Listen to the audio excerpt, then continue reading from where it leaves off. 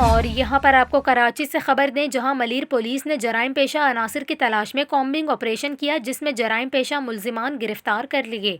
SSP Irfan बहादुर के मुताबिक combing operation के दौरान 2 मतलूब आदि जराइम पेशा मुलजिमान पकड़े गए, जिनमें फरहान अली और इशफाक खान शामिल हैं। मुलजिमान से असलहा भी बरामद किया गया है। इनके खिलाफ मुकदमा दर्ज करके तफ्तीश शुरू कर दी गई है। इसके अलावा SSP ने बताया कि ऑपरेशन में खवातीन पुलिस एहलकारों ने भी हिस्सा लिया।